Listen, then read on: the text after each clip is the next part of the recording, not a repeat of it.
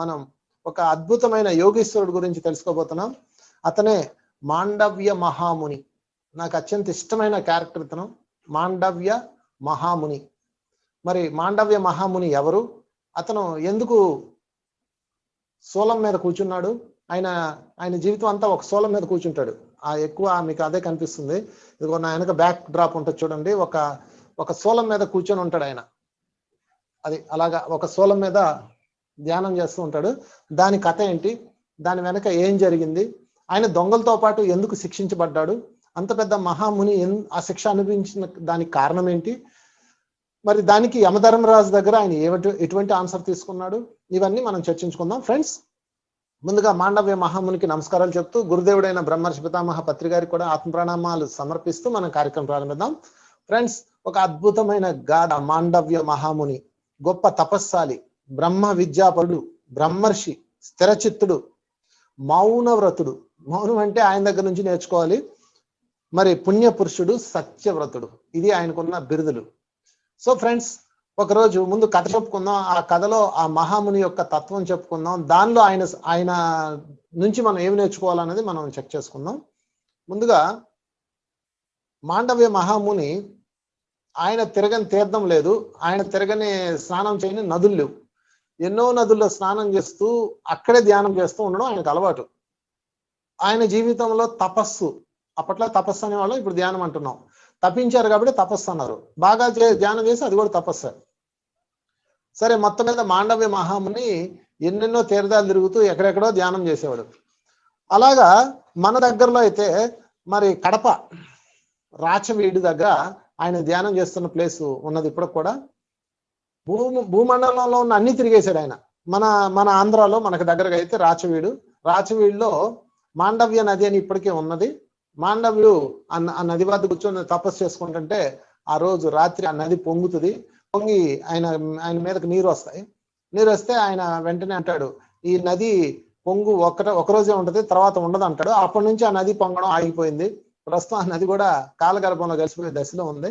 అంటే ఆయన ఆ నదికి పెట్టిన శాపం అంటారు. దాని అర్థం ఏంటంటే ఈ ఒకరోజే ఉంటుంది అంటే కష్టం ఒకరోజే ఉంటుంది అని మనం తీసుకుందాం. ఏదైనా సరే జీవితంలో ఒకసారి ఉంటుంది, మళ్ళీ తర్వాత మంచి కాలం వస్తుంది, మళ్ళీ తర్వాత చెడ్డకాలం వస్తుంది, మళ్ళీ మంచి కాలం వస్తుంది అన్నది ఆ మాండవ్యుడు అక్కడ చెప్తాడు. ఆయన ఆ సందేశం అక్కడ అందుకున్న ప్రజలు అప్పట్లో ఆయన తపస్సు చేసిన ప్లేస్ కాబట్టి మాండవ్య నది అని పేరు వచ్చింది. తర్వాత ఆయన నేపాల్లో తపస్సు చేశాడు. నేపాల్లో ఆయన దేవాలయం కూడా ఉన్నది ఒక ప్లేస్ లో. సో ఫ్రెండ్స్, ఇలా చెప్పుకుంటూ వెళ్తే ఆయన అనేక ప్రదేశాల్లో ధ్యానం చేస్తూ తపస్సు చేస్తూ తపమాచరిస్తూ ఎంతో ఉన్నతంగా ఉంటూ ప్రజలందరికీ ఆధ్యాత్మిక జ్ఞానాన్ని బోధిస్తూ తిరుగుతూ ఉండే ఒకనొక ఋషీశ్వరుడు. ఒకరోజు ఆయన ఆశ్రమం కట్టుకొని ఉన్నాడు. అంటే అంతా తిరిగేసి ఒక చోట ఆశ్రమం కట్టుకొని ఉన్నారు. ఆశ్రమంలో ఏం జరిగిందంటే, దగ్గరలో దొంగలో రాజుగారి దగ్గర నుంచి బంగారం కొట్టేసి ఆయన దగ్గర నుంచి పారిపోతూ ఈయన ఆశ్రమంలో దాక్కుంటారు. వెనక నుంచి వచ్చి వాళ్ళ కోసం రాజభట్లు ఎత్తుకుతా ఉంటారు. అప్పుడు అక్కడ దాక్కుండగానే వాళ్ళు ఏం చేస్తారంటే, వాళ్ళు దాక్కొని బయటేమో ఈయన ధ్యానంలో కూర్చుంటాడు. ఈయనకి తపస్సు తప్ప ఇంకోటి తెలియదు. నిరంతరం ఆ తపస్సు, నిరంతరం ఆ ధ్యానాదుల్లో గడిచిపోవటము, సజ్జనులతో సాంగత్యం చేయడము, ఎక్కువ కళ్ళు మూసుకొని మౌనంలో ఉంటాడు. వీళ్ళు ఆ రోజు మౌన వ్రతంలో ఉన్నాడు ఆయన. అంటే ఒక ఆశ్రమం కట్టుకొని ఇన్ని సంవత్సరాలు మౌనంలో ఉండాలని ఫిక్స్ అయిపోయాడు ఆయన. మౌన వ్రతం గుర్తుపెట్టుకోండి. అందుకే ఈయన ఏమంటారంటే మౌన వ్రతుడు అంటారు. మనం కూడా మౌన వ్రతం చేస్తాం. ఎలా చేస్తాం చూద్దాం. ఈ మహాముని మౌన వ్రతంలో ఉన్నాడు. ఇంతలో దొంగలు వచ్చి, చూడండి ప్రకృతి యొక్క విధి యొక్క డిజైన్, ఎన్ని పరీక్షలు వస్తాయి ఆయనకి. ఆ దొంగలు వచ్చి ఆయన ఆశ్రమంలో దూరారు. ఇక్కడైతే ఎవరు పట్టుకోరని, కానీ రాజభట్లు వెతుక్కుంటూ వచ్చారు. ఆ ఆశ్రమంలో వెతికితే సోదా చేస్తారు. అంటే అటువైపు వాళ్ళకి అనుమానం వచ్చి ఆ కాలి గుర్తులు ఆశ్రమంలోకి వెళ్ళిపోవడం చూసి మొత్తం మీద లోపలికి వెళ్ళి సోదా చేస్తే దొంగలు దొరుకుతారు. ఆ దొంగలో ఆ ముని దగ్గర డబ్బులు దాచిపెడతారు. ముని ధ్యానంలో కూర్చుంటాడు కదా, ఆయన పట్టా కింద దాన్ని ఏమంటారంటే జింక చర్మం అనుకుందాం. పోనీ జింక చర్మం అనుకోగానే చాలా మంది మునులందరూ ఎందుకు జింక చర్మాల మీద ధ్యానం చేస్తారు అనుకునేవాడు నేను చిన్నప్పుడు. జింకలను చంపి లేదా పులులను చంపి వాటిని వేసుకొని కూర్చోవడం కాదు వాళ్ళు చేసేది. అడవుల్లో సహజంగా చనిపోయిన జంతువులు మరణించిన తర్వాత చాలా సంవత్సరాలకి శరీరములో ఉన్న మాంసము, ఎముకలు అన్ని పోయి ఆ చర్మం మాత్రం మిగిలిపోతుంది. అంటే పట్టాలాగా ఉంటది అనమాట. దాన్ని తెచ్చి వాళ్ళు దులిపి శుభ్రం చేసుకొని వేసుకుంటారు. నాకు తెలిసి అది దానికి ఏవేవో కారణాలు చెప్పేసి దీని మీద కూర్చుంటే ఈ శక్తి వస్తుందని అక్కడ నుంచి ఇక జింకల్ని, తర్వాత సింహాలను చంపి ఆ చర్మాలు తెచ్చుకొని తపస్సు చేసుకున్న మహనీయులు చాలా మంది ఉన్నారు, వాళ్ళందరిని వదిలేద్దాం. సో దాని కింద పెడతారనమాట. దాని కింద పెట్టినప్పుడు ఆయన ఏం చేస్తాడంటే, మరి చూడండి ఫ్రెండ్స్, చట్టమే కదా. మీ ఇంట్లో ఎవరైనా దొంగ డబ్బు దొరికింది అనుకోండి, లేకపోతే మీ ఇంట్లో నార్కోటిక్స్ ఏమైనా దొరికినాయి అనుకోండి, మత్తు పదార్థాలు దొరికినాయి అనుకోండి, మిమ్మల్ని ఊరుకోరు కదా, ముందు విచారణకు తీసుకెళ్తారు, అందులో సందేహం లేదు పోలీసులు. లేకపోతే ఆయుధాలు దొరికినాయి అనుకోండి, తీసుకెళ్తారు కదా. అలాగే ఈయన కూడా తీసుకెళ్లారు దొంగలతో సహా. ఆ దొంగలు ఒక 4 ఈయన్ని తీసుకెళ్తారు. తీసుకెళ్ళగానే ఆ రాజు ఏం చేస్తాడంటే, చూడండి, ఒక నిర్ణయం తీసుకోవాల్సిన రాజు పర్ఫెక్ట్ గా ఉండాలి. ఆ రాజు ఏం చేస్తాడంటే, మత్తులో ఉండి మొత్తం దొంగలందరినీ కొరతేసేయండి అంటాడు. అయ్యా ఇందులో గడ్డం పెంచుకున్న ఆయన కూడా ఉన్నాడు అంటాడు. అంటే వాడు సైనికులకి ఈయన ఎవరో తెలీదు, పైగా అడుగుతారు ఆయన్ని, ఇదిగో ఎవరు నువ్వు, ఆ దొంగలు మీ వాళ్ళేనా, నీకు తెచ్చారంటే ఈయన మౌనంలో ఉన్నాడు, మాట్లాడకూడదు. చూడండి, ఎంత ప్రమాదం వచ్చినప్పుడు మాట్లాడాలో ఆయన మాట్లాడు, అది వ్రతం అంటే. అంతే, సత్యవ్రతుడు అంతే. అసలు ఇలాంటి వాళ్ళు ఉన్నారా భూమి మీద, నాకు ఆశ్చర్యం వేస్తుంది. ఇలాంటి వాళ్ళు నడిచిన భూమి మీద మనం ఉన్నాం ఫ్రెండ్స్. సత్యవ్రతుడు అంతే, ఇంక మౌనం ఈరోజు అంతే, మాట్లాడకూడదు అంటటం. ఒక రోజు ఒక వాళ్ళ ఇంటికి వెళ్ళాను నేను, మౌనవ్రతం అనమాట. మౌనవ్రతం అయితే నేను వాళ్ళ ఇంటికి వెళ్ళాను భోజనంకి, అంటే ఊరు నుంచి వచ్చాను, వాళ్ళ ఇంట్లో దిగాను, స్నానం చేసి క్లాస్ చెప్పి మళ్ళీ ఇంకో ఊరు వెళ్ళాలి, అది నా ప్రోగ్రాం. నన్ను తీసుకురావడానికి వాళ్ళ ఆయన బస్ స్టాండ్కి వచ్చాడు. మరి ఆయన నాకు కనిపించలేదు, నేను ఆటో పట్టుకొని వాళ్ళ ఇంటికి వచ్చాను, తెలిసిన ఇల్లే కాబట్టి. ఇంటికి రాగానే అమ్మ అందే. అనగానే నేను అన్నాను, బహుశా ఏంటి ఇలా అంటుంది అనుకున్నా. వాళ్ళ అమ్మాయి వచ్చి, అమ్మ మౌనవ్రతం అండి అందే. అంద. అంటే బాగున్నారా, బాగా వచ్చారా, సౌఖ్యమేనా అంద. అంటే ఆయన పంపించాను అని ఆమె భాషలో చెప్తుంది. ఇందులో వాళ్ళ ఆయన వచ్చాడు. ఇక చూడండి, మౌనవ్రతంలో ఎగిరింది ఆమె. ఇక చూడండి, ఏదో సినిమాలో ఒక ఆయన ఎవరో ఉంటాడు, ఆయన అలాగ భాషలో ఆదరకొడుతుంటాడు అలాగా. అంటే మౌనవ్రతంలో ఉంది, అన్ని తిడుతుంది, అన్ని అరుస్తుంది, కాకపోతే నోట్లో మాట్లేదు, భాషతో అరుస్తుంది, అంతే తేడా. అది పుట్టు మూగోడు కూడా చేసేది మౌనవ్రతమే కదా. అలాగైతే కనుక ఫ్రెండ్స్, అది మౌనవ్రతం కాదు. గురువుగారు చెప్తారు, నోటిలోన మౌనం, మనస్సులోన శూన్యం, దాని పేరే ధ్యానం. అది మౌనం అంటే. సో మొత్తం మీద వెరీ ఫన్నీ పీపుల్. సరే, ఆమెను పక్కన పెట్టేద్దాం. మాండవ దగ్గరికి వస్తారు. ఈ దొంగలు మీ వాళ్ళేనా అంటారు. ఆయన మౌనం అంతే. వాళ్ళ ఇంకెలా వస్తుంటాడు అంతే. ఒక్క మాట మాట్లాడలేదు, ఒక్క ఫీలింగ్ లేదు, ఒక్క ఎక్స్ప్రెషన్ లేదు. ఇలా కూడా అనకూడదు అంతే. మౌనవ్రతం అంటే ఈ ప్రపంచంతో సంబంధం లేదు, మనసును జీరో చేసేయడం. చెప్పు, లేదంటే నిన్ను కూడా అరెస్ట్ చేస్తాం, నిన్ను కూడా తీసుకుపోతా అంటాడు, మౌనం. కొరతేస్తాం నిన్ను అంటాడు, మౌనం. ఇలా లాభం లేదురా బాబు, వీడు ఇలా మాట్లాడలేదు, వీళ్ళందరూ దొంగలు, ఒకటే ఎత్తు, వీళ్ళు బ్యాచ్ అంతా ఇది ఒకటే అని చెప్పేసి మొత్తం అందరినీ ఇడ్చుకెళ్తారు. అక్కడ కోర్టులో ప్రవేశపెడతారు. అక్కడ కూడా మాట్లాడడం. మీరు కోర్టుకు వెళ్ళి మాట్లాడకపోతే ఏం చేస్తారు, శిక్ష మీకు ఖరారు చేసేస్తారు. అదే జరిగింది. ఆయన మౌనంగా ఉన్నాడు అంతే. ఏమైనా చేసుకొని మీ ఇష్టం, నేను మాట్లాడిన అంతే. ఎందుకంటే నేను మౌన వ్రతంలో ఉన్నాను. అందుకే ఆయన ఏమంటారంటే మౌన వ్రతుడు, సత్య వ్రతుడు, సత్య మౌన వ్రతుడు. మామూలు మౌనం కాదు ఇది. మనమైతే కేకలు పెడతాం. సరే, మొత్తం మీద ఫ్రెండ్స్, ఆయన్ని అక్కడ ఉన్న ఆ రోజుల్లో ఉన్న న్యాయం ప్రకారం దొంగలు దొరికితే వాళ్ళకి శూల దండనం వేస్తారు. శూల దండనం అంటే ఏంటో తెలుసా ఫ్రెండ్స్? అత్యంత భయంకరమైన శిక్ష. ఒక మనిషిని తీసుకెళ్లి ఒక శూలాన్ని పాతి దాని మీద కూర్చోబెట్టేస్తారు. అంటే వాడి కింద భాగం నుంచి శూలము పొట్టని చీల్చుకుంటూ ఇలా గొంతులో నుంచి తలలోకి వెళ్ళి మరణిస్తాడు. ఇది శూల దండనం. అక్కడ ఉన్న ఖైదీలందరికీ ఇదే శిక్ష వేసేస్తాడు. ఆయనతో పాటు రాజు ఈయన కూడా వేస్తారు. అందరిని తీసుకెళ్తారు. సోలాలు నేలలో పాతి ఒక 15-20 అడుగులు సోలాలు పాతారు. వాటి మీద కూర్చోబెడతారు అంతే. కూర్చోబెట్టి తప్పించుకోకుండా కట్టేస్తారు. ఈయన కదలదు కాబట్టి ఆయన అలా వదిలేస్తారు. అంటే మీకు ఇది చెప్తే ఫ్రెండ్స్, ఇది వినడానికే చాలా ఇబ్బందిగా ఉంది, చాలా కష్టంగా ఉంది. ఆయన ఫస్ట్ నేను చూసి ఆయన ఏదో కర్ర మీద కూర్చొని ధ్యానం చేసుకున్నాను అనుకున్నా. కాదు ఫ్రెండ్స్, ఒక శూలం మీద కూర్చోబెట్టేస్తారు. అప్పుడేమవుతుంది, ఆ శూలము నెమ్మదిగా ఆ శూలము, ఇదిగో ఫర్ ఎగ్జాంపుల్ ఈ శరీరం అనుకోండి, శూలం మీద ఇలా కూర్చోబెడతారు. ఈ శూలం నెమ్మది శరీరంలోకి, ఈ శరీరం యొక్క బరువుకి లోపల దిగిపోద్ది. అది ఎంత పెద్ద పనిష్మెంటో చూడండి. ఇంకా ఇది నెమ్మదిగా దిగుద్ది, ఒకసారి దిగదు. శరీరం యొక్క బరువుని బట్టి దిగుతుంది. ఆ బరువుకి మిగతా దొంగలందరూ చనిపోతారు. కానీ ఈయన అక్కడ కూడా ధ్యానం చేసుకోవడం మొదలుపెట్టాడు. ఇటువంటి సాధన చేస్తే ఇలా చేయాల. ఎందుకంటే ఆయన వ్రతం పెట్టుకున్నాడు, మౌనంతో ధ్యాన సాధన చేయాలని వ్రతం పెట్టుకున్నాడు. ఇంతలో ఉపద్రవం వచ్చి పడింది. నో టాకింగ్స్, మాట్లాడాలి లేవు, మాట్లాడుకోవటాలు లేవు, అంతే. ఆ ధ్యానాన్ని కంటిన్యూ చేశాడు సోలం మీద కూర్చొని. ఫ్రెండ్స్, ఇలాంటి వాళ్ళు ఉంటారా చరిత్రలో? ఉన్నారు. అతనే మాండవ్య మహాముని. మీకు ఎప్పుడైనా ధ్యానం కుదరపోతే మాండవ్య మహాముని ఇన్వైట్ చేయండి. ఎందుకు కుదరదో చూడండి. సోలం మీద కూర్చొని నువ్వు ధ్యానం చేసావు, సోలం దాని మీద అది చేస్తుంది. అది నెమ్మదిగా ఆయన శరీరంలోకి వెళ్ళిపోవడం ప్రారంభించింది. కింద నుంచి ఒక్కొక్క పేగుని చించుకుంటూ అలా కట్ చేసుకుంటూ మెడలోంచి బయటకు వచ్చేసింది. ఒక్క మాట కూడా మాట్లాడలేదండి ఆయన. ఎవరిని? మౌన వ్రతంలో ఉన్నాడు కాబట్టి. 2, నోరు తెచ్చి అడవలేదు. 3, వ్రతం పూర్తయింది, దాని మీదే ఉన్నాడు, కాళ్ళు కిందకి అలాడేసి కూర్చున్నాడు. ఇంకంతే, ఆయన ఫిక్స్డ్ అయిపోయాడు, ఇంకా నా మరణం ఇక్కడ వచ్చింది. అప్పుడు మిగతా మునులు అందరూ కూడా పక్షుల రూపంలో వచ్చారు ఆయన దగ్గరికి. మిగతా మునులు అందరూ పక్షుల రూపంలో వచ్చి, మహాముని మాండవ్య, ఏంటి నీకు కర్మ ఏంటి, ఎందుకు నీకు ఇది వచ్చింది అని అంటే ఆయన ఏమన్నాడు తెలుసండి? మీరే అన్నారు కదా నా కర్మని, ఇది నా జన్మల్లో నేను చేసుకున్న ప్రారంధం. ఏదో జన్మలో, ఎప్పుడో ఈ జన్మలోనో గతంలోనో గత జన్మల్లోనో నేను చేసుకున్న ప్రారంధాన్ని నేను తిరిగి అనిపిస్తున్నాను. ఆ రాజుకు శాపం జనరల్గా అయితే రాజుకు శాపం పెట్టాలి, రాజును ఒక్క మాట అనండి. మనం బాగా అండర్లైన్ చేసుకోవాల్సిన పాయింట్ ఏంటంటే, నా వాస్తవానికి నేనే కారణం అన్నాడు, రాజు కారణం కాదన్నాడు. ఒక్క మాట కూడా రాజుని తిట్టలేదు, ఒక్క మాట కూడా సైనికులను అనలేదు. సరే, మౌనవ్రతంలో ఉన్నాడు, మౌనవ్రతం అయిపోయింది. ఆ సోల మీద కూర్చొని రోజు మాట్లాడుతుంటాడు. ఆకలి దప్పులు మిగతా వాళ్ళు చనిపోయారు, ఆ శవాలు అయిపోయినాయి, వాటిని అలాగే ఉంచుతారు. ఎందుకంటే మిగతా వాళ్ళు ఎవరు తప్పు చేయకుండా అలా ఉంచేస్తారు. సెలవేయటం లాంటిది అనమాట ఇది కూడా. ఇదొక పైశాచికం, రాజులాడిన ఆటలు ఇవన్నీ. సో ఫ్రెండ్స్, మొత్తం మీద మాండవ్యుని దారుణమైన పరిస్థితి.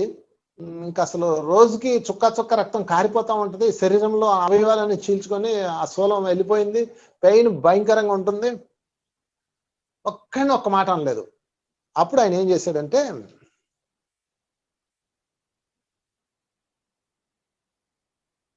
ధ్యానంలోనే కూర్చొని మహాదేవుని స్మరించాడు, మహాదేవుడినే పిలిచాడు. ఎవరు అనలేదు. ఈయన యొక్క తపశక్తికి, ఈయన యొక్క రియాలిటీకి, సత్యంలో ఈయన నిలబడ్డ తత్వానికి చూడండి. ఎందుకంటే ఆ రాజును తిట్టాలి, తను దొంగ కాదు కదా, రాజును తిట్టాలి లేదా సైనికులు తిట్టాలి. ఎవరిని ఒక మాట అనలేదు. అన్నిటికీ నేనే కారణం, నా వాస్తవానికి. అయితే ఆ వాస్తవం ఏంటో నాకు తెలియదు అని చెప్పాడు వాళ్ళకి. సరే, మొత్తం మీద పరమేశ్వరుని పిలిచాడు. ఆ పరమేశ్వరుడు వచ్చాడు, ఆయనకి ఆ శక్తిని ఇచ్చాడు, ఆయనకి నొప్పి లేకుండా ఏదో ఇచ్చాడు, అది వేరే కథ. సరే, మొత్తం మీద ఒకరోజు ఈ చుట్టూతో కాపలా ఉంటారు కదా భటులు, వాళ్ళు చూశారు. చూసి రోజు ఈయన దగ్గరకి పక్షులు వస్తున్నాయి, ఆయనతో మాట్లాడుతున్నాయి, వెళ్ళిపోతున్నాయి వాటి భాషలో. ఈయన ఎవరో మహనీయుల్లో ఉన్నాడు, నిజంగానే దొంగ అయి ఉండడేమో అని చెప్పేసి వాళ్ళు రాజుగారికి చెప్తారు. రాజుగారికి చెప్పగానే రాజుగారు వస్తాడు, పరిగెట్టుకొని వస్తాడు. ఏమైంది, నిజమైన కొంపదీసి ఎవరైనా మునిని మనం కొరత వేసామా అని చూస్తే నిజంగానే ముని అయినా. గబగబా అప్పటికప్పుడు ఆయన్ని అది అక్కడి నుంచి దించుతాడు కిందకి. దించితే మరి దాన్ని తీయాలి కదా బయటకు, అది రాదు. ఎలా తీస్తారు? అది తీస్తే మొత్తం ఛిద్రం అయిపోద్ది, ఇంకా దాన్ని కోసేస్తారు.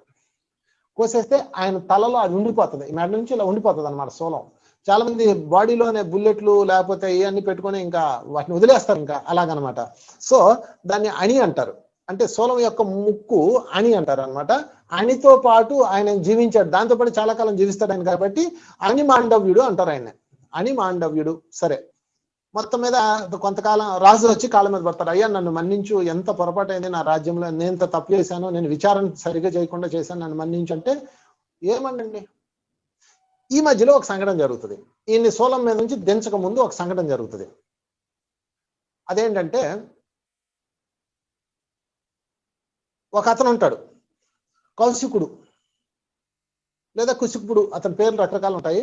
అతను ఒక బ్రాహ్మణుడు, బాగా ఎంజాయ్మెంట్ పురుషుడు, చెడిపోయాడు, వేశ్యాలోలుడు అయిపోయాడు, కుష్ఠరోగం వచ్చింది, భయంకరమైన స్థితిలో ఉన్నాడు.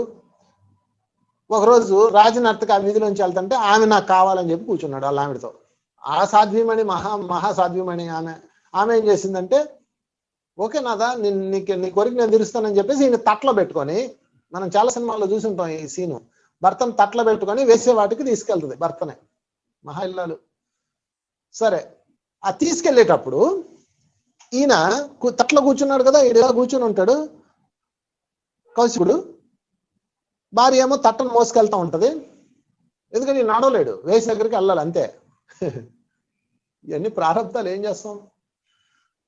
ఆయన తల ఈయన పైన సోలం మీద కూర్చొని ఉన్నాడు కదా, కాళ్ళు కిందకి ఏలాడేసి ధ్యానంలో కూర్చున్నాడు కదా, ఆయన వెళ్ళేటప్పుడు ఈయన తల అంటే మోసుకొని వెళ్తుంది ఆమె, మన కారుకి చెట్లు కొమ్మ తగిలినట్టు ఆయన తల ఆయన కాళ్ళకు తగులుతుంది. కాళ్ళకు తగలగానే కళ్ళు ఇలా కదులుతాయి, కదలగానే లోపల దిగిపోయిన సోలం నొప్పి వస్తుందా రాదా? నొప్పి వస్తుంది. నొప్పి రాగానే కళ్ళు తెరుస్తారు, కళ్ళు తెరిచి వీడు ఎవడైనా కానీ రేపు చూస్తాడు, చూసి ఆమె కష్టం చూస్తాడు, వీడు రేపొద్దున కదా తల పెట్టి వస్తాడు అని శాపం పెడతాడు. రేపు సూర్యోదయానికి తల బయలు చేస్తాడని శాపం పెడతాడు. చూడండి ఒక విచిత్రమైన ఇష్టు. తర్వాత ఆమె సూర్యోదయాన్ని ఆపి దేవతల్ని ప్రసన్నం చేసుకుని ఆయన బతికించుకుంటే అది వేరే కథ, అది పక్కన పెడదాం. ఒక విచిత్రమైన ట్విస్ట్ ఏంటంటే, సోలం లావులకు దింపిన రాజుని ఏమనలేదు, ఓకే, కాళ్ళకి జస్ట్ తల తగిలిన దాన్ని చావాలని శాపం పెట్టాడు.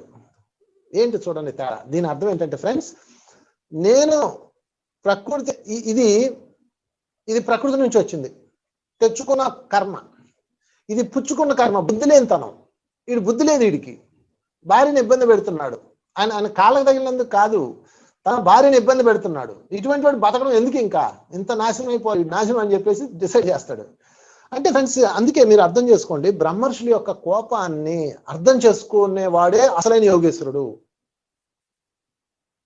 మల్టీ డైమెన్షన్ లో ఉంటది, మీరు అర్థం చేసుకోవడం చాలా కష్టం. ఒక బ్రహ్మర్షికి కోపం వచ్చిందంటే ఎంతో ఉంటుంది దాని వెనక, ఊరికే రాదు వాళ్ళకి సరిచేయడానికి. అంటే ఇక్కడ తన భార్యని ఇబ్బంది పెడుతూ హింసిస్తూ పైశాచిక ఆనందం అనుభవిస్తూ శరీరం అంతా ఇరిగిపోయి కుళ్ళిపోయి ఉన్నా ఇంకా భార్యని ఇబ్బంది పెడుతూ ఆమె చేత సేవలు చేయించుకుంటూ ఉన్నాడు కాబట్టి దే ఆర్ పనిషబుల్. నా కర్మ ఉంది కాబట్టి వాడు శిక్ష వేశాడు, ఈజ్ నాట్ పనిషబుల్. నా ద్వారా పనిష్ చేయడానికి కాదు, వాడు రాజుకి వేరే కర్మ ఏదో ఉంటుంది, అది లింక్ అవుతుంది, అది వేరే విషయం. అంటే నా వాస్తవానికి నేను కారణం, వాడి వాస్తవానికి వాడు కారణం. దిస్ ఇస్ ఫార్ములా, మాండవ్యన్ ఫార్ములా. ఇది చాలా లోతుగా చూస్తే కానీ అర్థం కాదు ఫ్రెండ్స్. అందుకే భారతీయ మునుల్లో ఋషుల్లో ఉన్న తత్వం ఎంత అంటే, మనం నవీన శాస్త్రాల్లో కూడా ఉన్నది అంత అద్భుతమైనది ఉంటుంది. మనం వెలికి తీసుకోవాలి, దాన్ని తవ్వాలి, ఆ గనిని తవ్వితే కానీ దొరకదు. సో మొత్తం మీద రాజుగారు వస్తారు, రాజుగారు వచ్చి క్షమాపణలు కోరుకుంటాడు. ఓకే ఓకే, డోంట్ వర్రీ, నా ప్రారంభం ఉంది కాబట్టి నువ్వు శిక్ష వేసావు, నా ప్రారంభం ఉంది కాబట్టి ధ్యానాలు కూర్చొని వేసుకొచ్చి ఇక్కడ కూర్చోబెట్టారు, లేకపోతే మీకు నాకేం గొడవ లేదు కదా అంటాడు. సరే మొత్తం మీద ఆయన్ని క్షమించమని అడుగుతారు. తర్వాత ఆయన బయటకు వచ్చేస్తాడు, చాలా రోజులు బతుకుతాడు ఆయన ఇంకా దాంతోనే ఇంకా ఆయన జీవితం అంతా నడుపుతుంటాడు. కానీ ఆయన మనసులో ఒక చింత ఉంటుంది. అందరూ అడుగుతుంటారు, ఏమండి ఎంత గొప్ప ముని మీరు, ఎంత గొప్ప సాధకులు మీరు, ఎంత గొప్ప తత్వం తెలిసిన వాళ్ళు మీరు, మిమ్మల్ని తీసుకెళ్ళి ఆడేశారు, ఏమైనా న్యాయం ఉందా అంటే ఎంతమందికి అని చెప్తాడు, అందరూ చెప్తూనే ఉంటాడు, నా ప్రారంభం అంటాడు. ఏం ప్రారంభం అండి అంటారు. ఏం ప్రారంభం అండి, మీరు ఏం చేశారండి అంటారు. ఏమో నాకేం తెలుస్తుంది అంటాడు. అలా అంటాడే కానీ ఆయనకు ఒక క్వశ్చన్ వచ్చేసింది, ఏం చేశాను నేను అని ఒక క్వశ్చన్ వచ్చింది. అందుకని ఆయన ఏం చేశాడంటే దాన్ని ఎలా తెలుసుకోవాలని చెప్పేసి ధ్యానంలో కూర్చున్నాడు. అంటే మన కథల్లో ఆయన యమలోకం వెళ్ళాడని చెప్పేసి కథ ఉంటది, ఆయన యమలోకం వెళ్ళేసి అక్కడ డిస్కస్ చేసుకున్నాడని ఉంటది. సరే అదే అనుకుందాం, కథని మనం ఎందుకు డిస్టర్బ్ చేయడం. యమలోకం వెళ్తాడు ఫిజికల్ బాడీతోనే అనుకుందాం, ఎందుకంటే కథలో అది ఉంది కాబట్టి. యమలోకం వెళ్ళి యమధర్మరాజుతో చర్చ చేస్తాడు, చాలాసేపు మంచి మంచి అద్భుతమైన విషయాలు. ఈయన వచ్చాడని చెప్పేసి యమధర్మరాజు మంచి కూర్చోబెడతాడు, ఆ కథ చెప్తాడు, వెరీ గుడ్ అంటాడు, అంతా బాగుంది. యమధర్మరాజా నాకు ఒక సందేహం ఉంది ఎప్పటి నుంచో అంటాడు. ఏంటి స్వామి అడుగు అంటాడు. నాకెందుకు ఆ స్థూలదండనం పడింది, అనిమి నా శరీరంలోకి వచ్చేసింది, నేను ఏదో చేశాను, నా వాస్తవానికి నేనే కారణం, నిన్ను నేను తప్పు పట్టట్లా, అయితే అది ఏంటి అని అడుగుతాడు. ఆసక్తిగా ఉంది నాకు తెలుసుకోవాలని అంటాడు. అనగానే ఒక్క నిమిషం ఉండండి నేను కనుక్కుంటానని చెప్పేసి యమధర్మరాజు వెంటనే తన ల్యాప్టాప్ తెప్పించుకొని అందరూ టక్ చూసి, అయ్యా మీరు మీ చిన్నతనంలో, అంటే డాటా బ్యాంకు విశ్వనియమాలు, విశ్వంలో ఎవరి డాటా వాళ్ళకు ఉంటుంది కదా, ఆకాశిక్ రికార్డ్స్. పోనీ మన కథలోనే చిత్రగుప్తుని పిలుస్తాడు, అయ్యా ఆయన కథ ఏంటో చూడు అంటాడు. ఆయన వెంటనే బుక్ ఓపెన్ చేసి చూసి, అయ్యా ఈయన 11 సంవత్సరాల వయసులో ఒక తూనీగని పొడిచాడు అని చెప్పేసి చెప్తాడు. అప్పుడు యమధర్మరాజు, ఎస్ మీరు చిన్నతనంలో ఒక తూనీగని ముళ్ళుతో పొడిచారు, ఆ కర్మ మీరు ఈ జన్మ ఆఖరి జన్మ కాబట్టి ఆ కర్మ మీకు ఈ జన్మలోనే ఇవ్వబడింది అని చెప్తాడు. ఇంకంతే, మారిపోయింది సినిమా. అక్కడ మహోగ్రుడు అయిపోతాడు. యమధర్మరాజా నీకు ధర్మం తెలుసా అంటాడు. యమధర్మరాజుతోనే, నీకు ధర్మం తెలుసా? తెలిస్తే 11 సంవత్సరాల పిల్లలు చేసే అసలు విశ్వంలో ఒక నియమం ఏంటంటే, ఎవరికైనా ఒక నియమం ఏంటంటే, వాళ్ళు చేసిన తప్పులో 20% మాత్రమే పనిష్మెంట్ ఇవ్వాలి. అంటే ఒక 100% తప్పు చేస్తే అందులో 20% పనిష్మెంట్ ఇవ్వాలి, 100% ఇవ్వకూడదు. ఫర్ ఎగ్జాంపుల్, మీ పిల్లలు ఏదైనా తప్పు చేస్తే ఫోన్ బాల్ కొడితే మీరు తలకాయ బాల్ కొడతారా? ఈక్వల్ గా లేదు కదా, ఈ పేరు 2 దెబ్బలు వేస్తాం. సో నేను చేసింది బాల్యంలో అది కూడా. అంటే నాకు జ్ఞానం లేని దశ అది. 11 సంవత్సరాలు అంటే జ్ఞానం లేని దశ. ఇప్పుడంటే పిల్లల ఫాస్ట్ అప్పుడు ఇంకా అసలు తక్కువ. ఆ దశలో నేను ఒక తూనీగని ముళ్ళుతో పొడిచానని చెప్తున్నావు. సో ఆ దశలో నేను చేసిన ఆ తప్పుకి ఇంత పెద్ద పనిష్మెంట్ ఎందుకు ఇచ్చావు అంటే, నీ విధిని నువ్వు సరిగ్గా నిర్వర్తించలేదు కనుక నేను నీకు శాపం పెడుతున్నాను అని శాపం పెట్టేస్తాడు ఆయనకి. భూలోకంలో శూద్రుడుగా జన్మించి ఈ విశ్వం యొక్క నియమాలని, జ్ఞానాన్ని అందరికి అందించు అని శాపం పెడతాడు. డిమోషన్, ప్రమోషన్ బీక్ పారేసి ఇస్తాడనమాట. అంతే. నెక్స్ట్ సీన్ కట్ చేస్తే యమధర్మరాజు విదురుడుగా పుడతాడు. విదురుడుగా పుట్టి జీవితం అంతా కష్టాలే విదుడికి, ఎక్కడ సుఖం ఉండదు జీవితం అంతా. కానీ ఎక్కడ ధర్మం తప్పకుండా, విదుడు ఎందుకు అంత ధర్మంగా ఉన్నాడని వెరిఫై చేస్తే ఫ్రెండ్స్, ధర్మరాజే విదురుడు. ఆ ధర్మాన్ని తప్పకుండా, ఆ ధర్మాన్ని ఆచరిస్తూ, ఆ ధర్మాన్ని అందరికి చెప్తూ తిరుగుతాడు విదుడు. సో ఈ విధంగా విదురుడు కథ మనకు అందరికీ తెలిసిందే. ఆ విదురుడు తన జీవితంలో అందరికీ కూడా అన్ని దివ్యతత్వాలు అందిస్తాడు. ఆయన కండిషన్ కూడా పెడతాడు, నువ్వు భూమి మీద పుట్టి ప్రతి ఒక్కళ్ళకి ఈ విశ్వ నియమాలు చెప్పాలి, దట్ ఈస్ యువర్ పనిష్మెంట్ అంటాడు. ఎందుకంటే ఫ్రెండ్స్, అప్పట్లో విశ్వ నియమాలు ఋషులు మహర్షుల యొక్క శాపాల్లో ఉండేవి. అంటే ఇక్కడ అందరూ మన శాపాలు అనుకుంటారు, శాపం కాదు, అది జరగబోతుంది కాబట్టి వాళ్ళు చెప్తారు, నువ్వు ఎలా చేసుకున్నావు కాబట్టి ఇలా అనుభవించాలి. కనుక విదుడుగా వచ్చి విదుడు చెప్పే అద్భుతమైన నీతిలో కొన్ని పాయింట్ చెప్తాను. ఆశలు పెరిగితే ధైర్యం చెడిపోతుంది. మనకి ఎప్పుడైనా ధైర్యం పోయిందంటే కారణం ఏంటంటే ఆశలో పెరగడం. తర్వాత మృత్యుతో ప్రాణాలు పోతాయి. అసూయ ఉంటే ధర్మభ్రష్టం అయిపోతాము. కోపం వల్ల సంపదలు హరించిపోతాయి. దుర్జనులకు సేవ చేస్తే శీలం చెడిపోతుంది. ఇది విదురు నీతిలో కొన్ని పాయింట్స్. అంటే ఆయన ధర్మరాజు ఆయన చర్చించుకొని చెప్పిన పాయింట్స్ అన్నమాట ఇవన్నీ. కామం వల్ల సిగ్గు హరించిపోతుంది. అంతే కదా, కామం ఉందంటే ఇంకంతే, ఆ సిగ్గు గిగ్గు ఉండదు, అంత మొత్తం మాయం, తర్వాత తెలుస్తుంది అంతా. అందుకే తాగేసి రోడ్డు మీద పడిపోవటం, అప్పుడు సిగ్గు ఉండదు, ఇంకా తర్వాత తెలుస్తుంది ఇదంతా. గర్వంతో సకలము నాశనం అయిపోతుంది. సంపద మంచి పనుల వల్ల కలుగుతుంది. ఇవాళ కొన్ని నియమాలు తయారు చేసి ఇవన్నీ ప్రచారం చేయ అంటాడు. అందుకే విదుర్నీతి వచ్చింది మనకి. సో ఫ్రెండ్స్, విదుర్నీతి బాగా చదవండి. అందులో వాళ్ళిద్దరి మధ్య జరిగిన అద్భుతమైన సంవాదం తెలుస్తుంది. మనకు సమయం తక్కువ ఉంది కాబట్టి మీరు ఇండివిజువల్గా దాన్ని చదువుకోండి.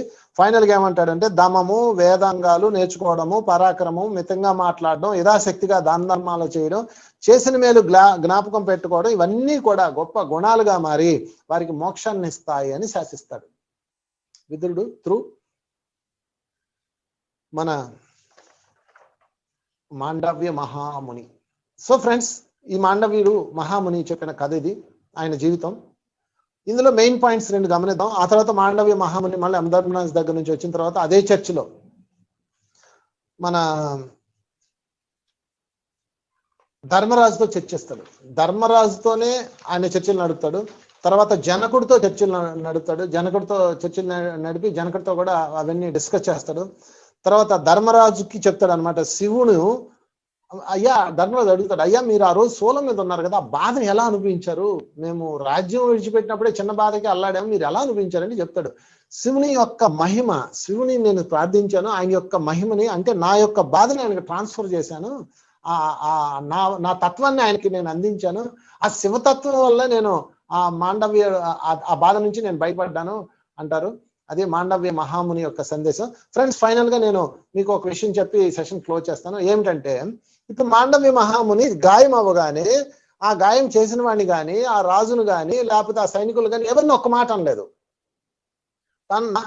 నా కర్మ వల్ల అది జరిగింది, వాళ్ళు పాత్రదారులు అన్నాడు కదా. అలాగే మనం కూడా మన జీవితంలో శారీరక సమస్యలు కానీ, ఆర్థిక సమస్యలు కానీ, కుటుంబ సమస్యలు కానీ, ఇత్యాది ఎటువంటి సమస్యలు వచ్చినా సరే మీరు ఒక్కటే గుర్తుపెట్టుకోండి, నా బాధకి నేనే కారణం, నా వాస్తవానికి నేనే కారణం, నా వాస్తవానికి వాళ్ళు కారణం కాదు. నా వాస్తవం ఇలా, నా కర్మ ఇలా ఉంది కాబట్టి అలాంటి వాళ్ళు వస్తారు అంతే. అందుకని ఫ్రెండ్స్, ఇక్కడ ఎక్కడ భూమి మీద జరిగేది ఏది కూడాను వాస్తవం కాదు, పైన జరిగింది వాస్తవం. అందుకని దీనికి నేను మీకు సింపుల్ టెక్నిక్ చెప్తాను.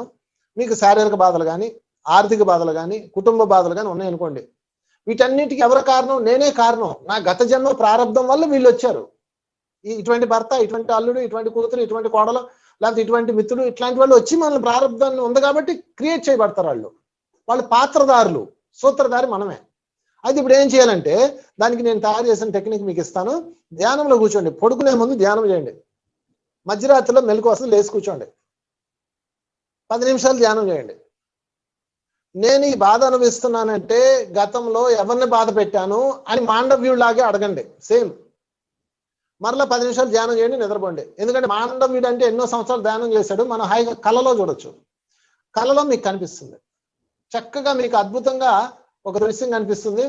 మీకు మీ కళలో గతంలో లేదా గత జన్మల్లో ఎవరిని బాధించారో కనపడుతుంది. వాళ్ళకి మీరు క్షమాపణ చెప్పుకోండి, మీ కర్మ రిలీజ్ అయిపోతుంది. నా సొంత ఎక్స్పీరియన్స్ నేను చెప్పి ఇది క్లోజ్ చేస్తాను. నాకు బాగా తలనొప్పి ఉంది.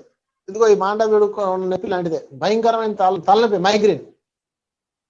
అప్పుడు నేను ఏం చేశానంటే, ధ్యానంలో కూర్చొని, తెల్లవారుజామున వేసి ధ్యానంలో కూర్చొని, నా తలనొప్పికి కారణం నేనే, గతంలో ఏదో చేశాను, అయితే నేను ఏం చేశానో నాకు చూపించండి అని అడిగాను. మరలా ధ్యానం చేశాను, నిద్రపోయాను. నా కల్లో కనపడింది. ఏం కనపడిందంటే, నేను ఒక వృద్ధురాలని తల మీద రాళ్ళేసి కొట్టి తలపాలు కొట్టాను. అది నా ప్రీవియస్ ఇన్కాన్షియన్స్ లో, నా గత జన్మలో. నేను అది చూసుకొని ఓహో అదే సంగతి, నేను నా గత జన్మలో ఒక తల్లిని ఇలా కొట్టాను కాబట్టి ఇప్పుడు నాకు ఆ తలనొప్పి వచ్చింది అని నాకు అర్థమైంది. ఇంకా అప్పటి నుంచి నేను ధ్యానంలో కూర్చొని ఆమెకి నేను క్షమాపణ చెప్తా ఉన్నాను. అమ్మ నన్ను మన్నించు అని క్షమాపణ కోరుకున్నాను. కొన్ని రోజులకి క్రమక్రమంగా నా తలనొప్పి మాయమైంది. ఫ్రెండ్స్, ఈ రోజు కూడా నాకు ఆ తలనొప్పి లేదు. ఇది నా సొంత ఎక్స్పీరియన్స్. ఇలాంటి దాదాపు 2000 కేసులు ఉన్నాయి నా దగ్గర.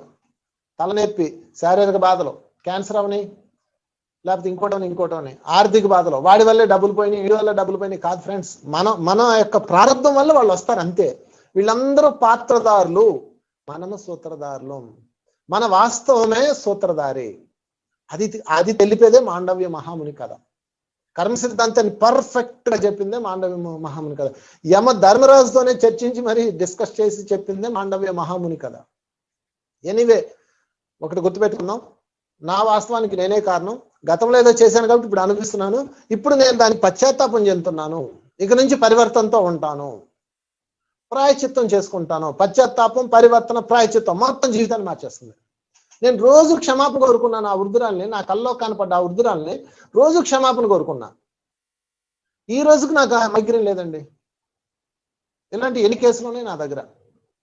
సో ఫ్రెండ్స్, మీరు కూడా మీకు ఏదైనా సమస్య ఉంటే పడుకునే ముందు ధ్యానం చేయండి. మధ్యరాత్రిలో మెలకు రావాలని కోరుకోండి. లేచి కూర్చోండి, 10 నిమిషాలు ధ్యానం చేయండి. మీ ప్రాబ్లం ఏంటో అడగండి. నేను ఏం చేశానో నాకు తెలియజెప్పండి అని అడగండి. మరలా 10 నిమిషాలు ధ్యానం చేయండి, నిద్రపోండి. That's all. చక్కగా మీకు ఒక అద్భుతమైన విజన్ వస్తుంది. ఆ విజన్ లో మీరు ఎవరిని బాధించారో మీకు కనపడుతుంది. వాళ్ళకి క్షమాపణ చెప్పండి. సో ఫ్రెండ్స్, ఇది కర్మల్ని తొలగించుకునే విధానం. మాండవ్యుడు సత్యాన్ని తెలుసుకొని మనకు అందించాడు. Thank you very much. మరొకసారి మీ అందరికీ నమస్కారాలు.